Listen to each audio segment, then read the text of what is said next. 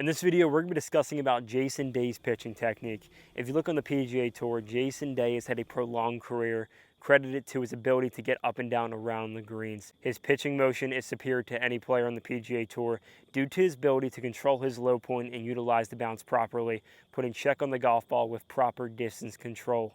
We're going to be showing you the drill that Jason Day does on a daily basis to give him consistency with his short game. To begin, Jason Day is a player who does not use much wrist when chipping and pitching the golf ball.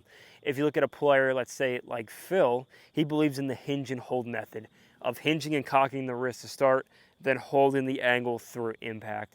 The problem is, unless you're very consistent with that holding angle, you're going to dig and use the leading edge to make contact with the golf ball, which is not the most efficient way to chip. It may have worked for Phil, who has mastered this motion, hit thousands of shots. However, for a player such as yourself, who probably plays a few times a week, we want to be able to get the most efficient motion for you with the least amount of practice and to show you results immediately on the golf course. That's why Jason Day's technique is so easy to copy, and it's going to help you get more up and downs. When he sets up, he has his weight 60-40 on his left side, and then from there, as he begins the motion, there is not as much wrist set as a player like Phil would have. He has a dead wrist motion, where his wrists do not move, but it is controlled by his upper body. By minimizing the amount of wrist hinge and wrist movement throughout the swing, better utilize the bottom part of the club when coming through impact, not digging into the ground, but gliding underneath the golf ball, creating that clean, crisp contact every time he steps over a pitch shot.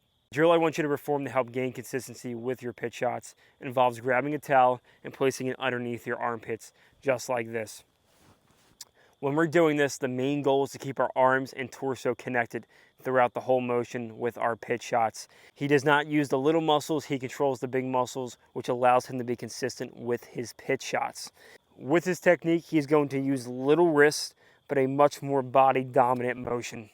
You can see how his wrists stay very still, however, his body will rotate through the golf shot, minimizing the amount of face closure he has and controlling his low point way better.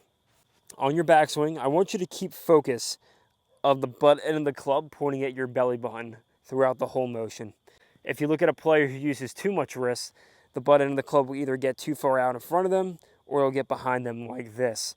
Again, the whole goal is to keep the arms connected to the torso by not letting this towel drop out, and then use our upper body and our rotation to control the low point, not our wrists. So when we're doing this, you should not make a big divot. It should glide right through, and it should produce a little bit of check when it hits the green with proper distance control. It should look like this. So give this technique a try when around the greens. I can guarantee you're going to shave strokes off of your score in your short game. For more game-changing golf instruction, follow getgolfing.com.